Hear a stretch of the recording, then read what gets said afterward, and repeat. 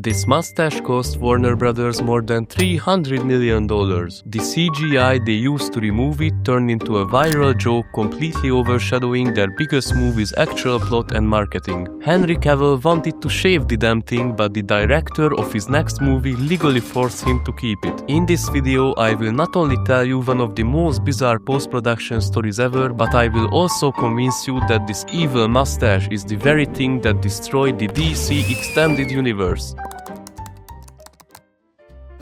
Backstory time! There are two giant companies that make basically every superhero movie people care about. Marvel owns Iron Man, Spider-Man, Captain America, the whole Avengers gang. DC owns Batman, Superman, Wonder Woman. Now these guys don't really like each other. They have been in a rivalry for over 85 years. What's important for this story is that in 2012, instead of just making separate boring movies about separate heroes, Marvel threw all of them into one timeline. Captain America's movies set up Iron Man's movies, which set up Thor's movies. And then finally all of those heroes show up together in one giant team-up movie called The Avengers. It costed $220 million to make and it earned $1.5 billion. You don't usually see numbers like that. So when studios in Hollywood saw the success, they smelled money. This was especially interesting for Warner Brothers, the company that owns DC. They were like, wait, we have superheroes and we really like money. Let's just copy Marvel. Solo movies first, connect them together, then one giant team-up movie. For step 1, they relaunched Superman. In 2013, they released a movie called Man of Steel starring a then unknown actor named Henry Cavill. People kind of liked this movie and it even made some profit, but it was nowhere near the Avengers. Step 2 was Batman v Superman in 2016. This was supposed to be the big one. Batman and Superman together for the first time ever. And it made more than $100 million in profit. A lot of people showed up because on paper this movie idea is great. The only problem was that the actual movie absolutely sucked. Critics hated it and even audiences thought it was meh. It made a lot of profit though, so it's a win for Warner Brothers, right? Well, not really. They were trying to build the next Avengers, and if all your movies are made, then people will eventually stop showing up. But at this point, a lot of people still trusted DC. A few months later, Suicide Squad comes out. Exact same pattern. Critics tear it apart, but the trailer looked cool, so audiences show up anyway, big money regardless. I made a whole video about why Suicide Squad turned out so bad. Make sure to check that out after watching this video. It's almost as weird as this story. Then in June of 2017, Wonder Woman comes out. And it's actually good. For the first time since this whole Let's Copy Marvel experiment started, Warner Brothers actually made a decent movie that everyone liked. Which finally brings us to Justice League. Again, this is supposed to be DC's version of the Avengers, the payoff for every mediocre movie that came before it. Batman, Superman, Wonder Woman plus 3 brand new super interesting heroes getting introduced for the first time. Aquaman, who talks to fish and rules an underwater kingdom. The Flash, who is like fast I guess, and a half robot guy named Cyborg, all sharing one movie. 6 headlining superheroes in one film and a $300 million budget, which at the time made it one of the most expensive movies ever made. If you were a superhero nerd back then, this was balls exploding news. Quick plot summary for anyone who's never actually seen any of this. An ancient alien warlord invades Earth hunting for 3 magic boxes that could destroy the entire planet, and Batman has to recruit a team of superheroes to stop him before that happens. That's basically it. But this boring plot was not the only problem. Introducing 6 different superheroes in one movie with 3 of them being brand new is an insanely hard writing task. Marvel knew this, so they made separate movies for every superhero in the Avengers for years before ever putting them all in one movie together. So in the first movie they can already do the cool stuff. Justice League on the other hand had to introduce 3 brand new heroes, deliver a satisfying team up and deliver an interesting story all in one movie. The director behind this, the one who directed Man of Steel, Batman v Superman, the one whose whole mission this universe has been from day one, is a director named Zack Snyder, and this is supposed to be his big success movie. Filming wraps in October of 2016. So under normal circumstances, that's the whole story. A director does a few weeks of touch-ups, the movie comes out on schedule, and this video never gets made. But sadly, that was not the case. On March 12, 2017, Zack Snyder's 20-year-old daughter Autumn died by suicide. A few weeks later, Snyder made the decision to step back from finishing Justice League to be with his family. Warner Brothers supported that decision. Nobody was thinking about mustaches or release dates or box office numbers. They were thinking about a family that had just lost a child. But business couldn't stop, so Warner Brothers needed someone to finish the movie. They called in Joss Whedon, the director behind both Avengers movies, to take over the additional filming and carry the film through the rest of post-production. And finally, because I know everyone just loves when studios mess up, things started to fall apart. This new director came in and he was like, "Let me do what I want. Your version kind of sucks. No worries, I can fix your $300 million movie with some reshoots." But by this point, trailers were already airing, and because of business stuff, they couldn't move the release date. November 17th, 2017, no matter what, which meant these reshoots needed to happen fast and they needed the entire original cast back. But one of the actors had grown a mustache. Why that matters, you may ask? You can shave a mustache in 2 minutes, right? Right?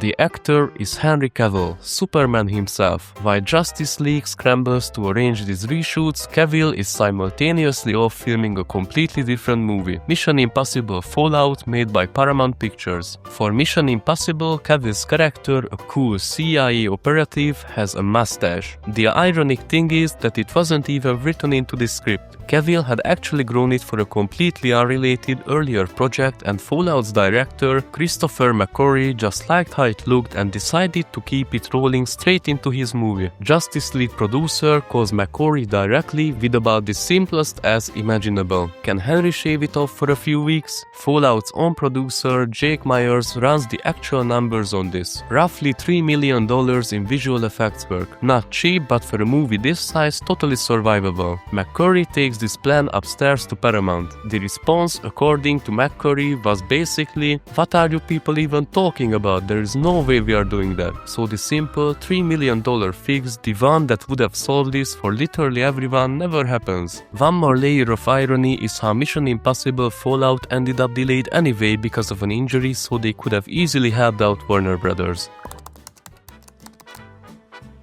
All of this left Warner Brothers with one option left. Film Henry Cavill's Justice League scenes with the mustache still on his face and remove it afterward digitally. And that's so much harder than it sounds. A movie runs at 24 frames every single second, and every single one of those frames needs the skin underneath completely rebuilt by hand. The muscles moving when he talks, the exact shadows, the tiny texture of his real skin. The problem is, even if you do a 90% realistic job, which is basically what happened, it falls into the uncanny valley, which is this weird phenomenon where human-like things that almost look real feel, well, uncanny. And it turned out like this. Cavill's upper lip has this strange, smoothed over, almost waxy look to it. To put it professionally, it looks like ass. Audiences notice within the opening weekend. By the following Monday, Superman's upper lip is its own trending topic separate from any actual review of the movie. Let's talk about money. Justice League opens to a $94 million opening weekend in the US. It finishes its run at roughly $229 million domestically, $429 million internationally, for a worldwide total of $658 million. That doesn't sound so bad, right? Well, it lost around $100 million.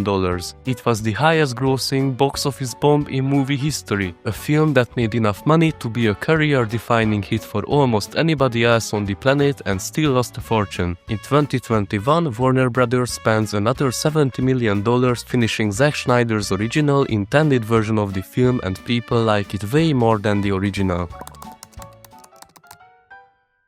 But something feels off. Remember that totally not crazy theory I promised you at the very start of this video? The one where I said a mustache is the reason an entire superhero universe doesn't exist anymore? Time to actually prove it. Because so far it seems like a bad director swap caused this disaster. I barely talked about the damn mustache that is clearly in the title. And about that title, isn't that just clickbait? The movie only lost $100 million. Well, it is clickbait, but like an anti-clickbait, because I think the evil mustache is the very thing that destroyed the whole DC extended universe, resulting in billions of dollars lost and a bunch of mid-at-best movies. Here's how. Picture the version of this story where Paramount just says yes. Cavill shaves. The reshoots happen clean, on schedule, with an actual human upper lip. There is no uncanny valley CGI in the finished movie, nothing for Redditors to chew on. I'm not saying Justice League suddenly becomes a masterpiece in this version. It would still kind of suck, but here's the thing about box office bombs. They rarely happen because a movie is bad. There are a bunch of movies with over $1 billion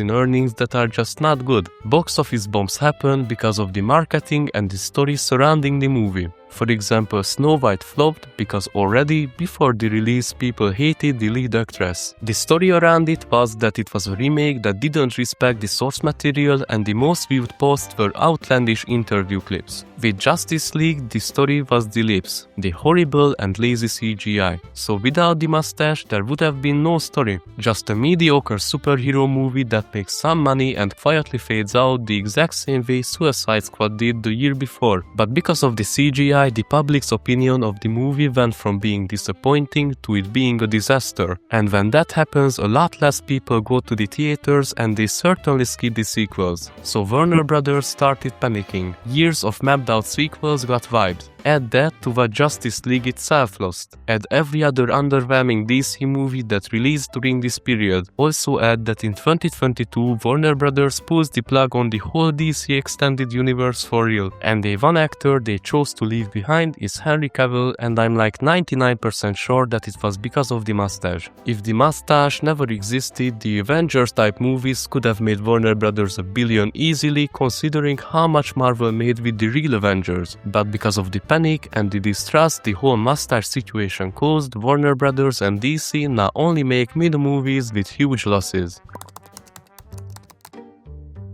Okay, even I didn't believe all of this. I know this theory has like a 1% chance of being real. Seriously, Warner Brothers always manages to mess things up somehow. They don't need an evil mustache, they kick themselves in the balls all the time. But the idea that a stupid mustache might be the reason why they suck so bad is just really funny to me. And all of this lines up pretty perfectly. I mean, the mustache did ruin the marketing of Justice League, and Justice League did ruin their big cinematic universe idea, but the mustache part was clearly just an unlucky event. Just a dumb coincidence.